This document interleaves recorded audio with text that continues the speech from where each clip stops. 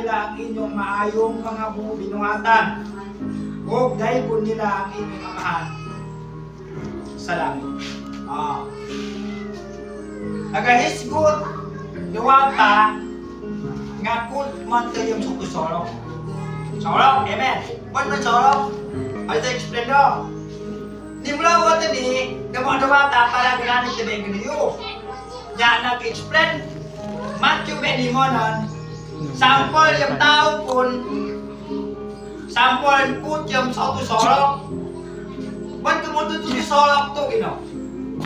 Yung sorok, gino, sample yung sorok, pilit tao mo ton, adik manong bere, amen? Para ang mga tao makakita sa kahayag, amen? Ang suga, ang kahayag, gamiton, para ang tanan makakita sa nang kahayag. Buot pasabot, di example ni Jesus, sample ka, kita ang kahayag. Sa maayong, zaman, buhat. Ba't sa kumakahayag to, sa atong maayong buhat, kung kista mismo, mupalong sa suga. Amen ba? Nung man to, bon ko mo, kahanong tuloy yung sorok to, kung yung sorok tiyo, gino, mabunos to, kitabo na to. So, kung saan, bon ko mo, yung sorok, bon ko mo kanungan to ka tao.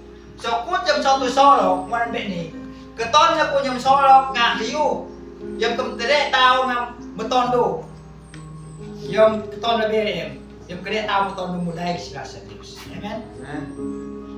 Nagpasabot ang suga sa atong kinabuhi, mahimot ang example sa mga tao pinaagi sa buhat nga maayo.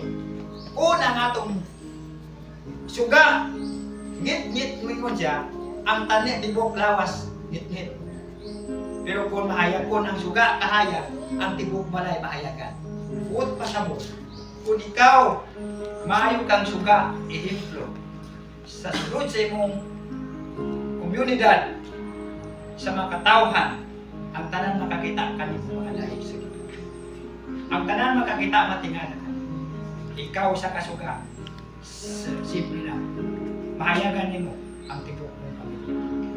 Panimalay, ikaw, pasabot, gikan kanimo ang maayo.